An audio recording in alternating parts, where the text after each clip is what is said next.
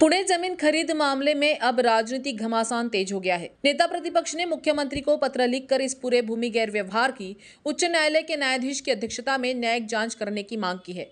आरोप है कि पार्थ पवार से जुड़ी कंपनी द्वारा खरीदी गई जमीन में गंभीर अनियमितताएं हुई है। उनका कहना है कि सरकार इस प्रकरण में जनता को गुमराह कर रही है और तहसीलदार पर की गई कार्रवाई किसी अन्य मामले से संबंधित है। उन्होंने ये भी कहा कि वतन जमीन की खरीद प्रक्रिया में शामिल अधिकारियों, जिलाधिकारी से लेकर एसडीओ तक की भूमिका संदिग्ध है और संगनमत से ये गैर व्यवहार हुआ है। ऐसे में जिलाधिकारी को जांच समिति में शामिल करना उचित नहीं है और ये समिति मात्र एक फॉर्मेलिटी बनकर रह गई है। मांग है कि इस समिति को तुरंत रद्द किया जाए और मामले की निष्पक्ष, पारदर्शी और न्यायिक जांच सुनिश्चित की जाए। पुणे शहरातील कोंढवा परिसरातील ज्या जमिनीचा घोटाळा झाला, पार्थ पवार यांनी जे खरेदी खत केलं त्यांच्या कंपनीने, यावर मी सविस्तर पत्र मुख्यमंत्र्यांना लिहिलेलं आहे आणि या संदर्भात फौजदारी स्वरूपाची कारवाई करण्याची मागणी केलेली आहे। मुळात तहसीलदारावर झालेली कारवाई येवले नावाच्या ही सर्वे नंबर 62 या प्रकरणात झालेली आहे।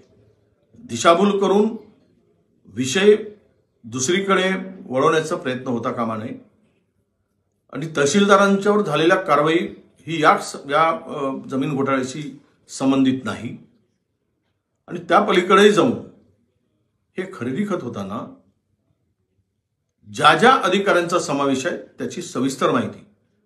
ही जमीन ज्यावेळेस वतनाची जमीन, इमानाची जमीन ज्यावेळेस दिल्या गेली आणि त्या जमिनीच्या संदर्भात 7/12 जो वापरला गेला तो बंद 7/12 वापरला गेला आणि चालू 7/12 त्या जमिनीवर सरकार ही नोंद आहे।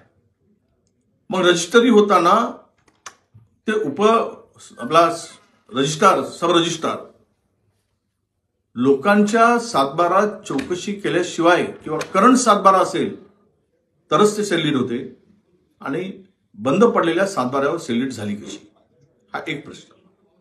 दुसरा महत्त्वाचा प्रश्न या संदर्भात की सदर जमीन सरकारी असताना त्या जमिनीच्या खरेदी विक्रीच्या संदर्भात किंवा त्याचा कस्टोडियन हे जिल्हाधिकारी असतात आणि ते एसडीओच्या अधिपत्याखाली सर्व माहिती उपलब्ध असते। अशा वेळेस जिल्हाधिकाऱ्यांनी हात वर करणं, एसडीओनी हात वर करणं हे मला वाटतं त्यातून स्वतःला वाचवण्याचा प्रयत्न आहे। या सगळ्या प्रकरणामध्ये कलेक्टर पासून एसडीओ पासून तर खालचे अधिकारी सर्व संगनमताने हा व्यवहार केला गेला। यामध्ये करोडो रुपये घेतले गेले किंवा राजकीय दबावपोटी केला गेला असेल, पण म्हणून आमची मागणी आहे की या सर्व प्रकरणाची ज्या जिल्हाधिकाऱ्यांच्या उपस्थितीमध्ये सगळे झालं त्याच्याच अध्यक्षतेखाली चौकशी नेमायची, म्हणजे त्या प्रकरणामध्ये सत्य परिस्थिती बाहेर येणार नाही। म्हणून मी सविस्तर 2 पानी पत्र मुख्यमंत्र्यांना दिलेलं आहे आणि त्यामध्ये ही जर चौकशी पूर्ण झाली आणि ती समिती रद्द करा, विभागीय आयुक्ताच्या अध्यक्षतेखाली करा, न्यायाधीशाच्या हायकोर्टाच्या अध्यक्षतेखाली चौकशी करा, तर या प्रकरणातलं सत्य बाहेर येईल आणि सेलरीट रद्द करण्याचा अधिकार आम्ही सेलरीट रद्द आम्ही केले, व्यवहार रद्द केला। व्यवहार रद्द अशा पद्धतीने होत नाही।